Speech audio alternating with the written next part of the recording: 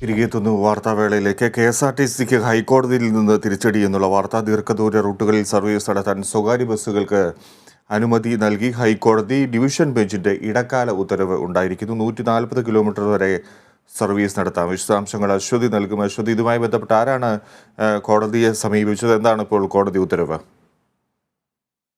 സ്വകാര്യ ബസ് ഉടമകളുടെ ഹർജിയിലാണ് ഇപ്പോൾ ഡിവിഷൻ ബെഞ്ചിന്റെ ഉത്തരവ് വന്നിരിക്കുന്നത്. അതായത് KSRTCക്ക് തിരിച്ചടിയായിക്കൊണ്ടാണ് ഈ ഉത്തരവ്. ദീർഘദൂര റൂട്ടുകളിൽ സർവീസ് നടത്താൻ സ്വകാര്യ ബസ്സുകൾക്ക് ഇപ്പോൾ അനുമതി നൽകിയിരിക്കുകയാണ്. അതായത് 140 കിലോമീറ്റർ വരെ സർവീസ് ഈ സ്വകാര്യ ബസ്സുകൾക്ക് നടത്താം. നേരത്തെ ഇതുമായി ബന്ധപ്പെട്ട് സ്വകാര്യ ബസ് ഉടമകൾ ഹൈക്കോടതിയെ സമീപിച്ചെങ്കിലും സിംഗിൾ ബെഞ്ചിന്റെ ഉത്തരവ് സർക്കാരിന് അനുകൂലമായിരുന്നു. അതായത് KSRTCക്ക് അനുകൂലമായിരുന്നു. ഇതിനെ ചോദ്യം ചെയ്തുകൊണ്ടാണ് സ്വകാര്യ ബസ് ഉടമകൾ ഡിവിഷൻ ബെഞ്ചിനെ സമീപിച്ചത്. ഈ ഡിവിഷൻ ബെഞ്ചിനെ സമീപിച്ചതോടുകൂടി ഇപ്പോൾ ഒരു ഇടക്കാല, അതായത് താൽക്കാലിക ഉത്തരവ് വന്നിരിക്കുകയാണ്. 140 കിലോമീറ്റർ വരെ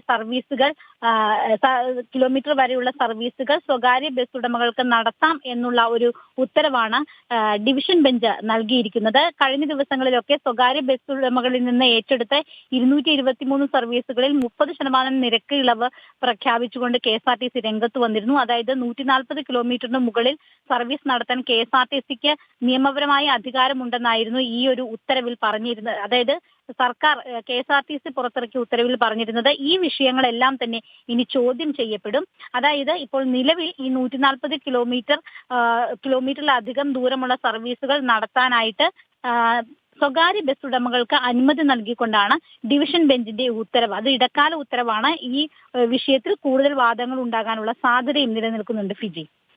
ശരി അശ്വതി. ദീർഘദൂര റൂട്ടുകളിൽ സർവീസ് നടത്താൻ സ്വകാര്യ ബസ്സുകൾക്ക് അനുമതി നൽകി ഹൈക്കോടതി. കായിക വാർത്തകൾ.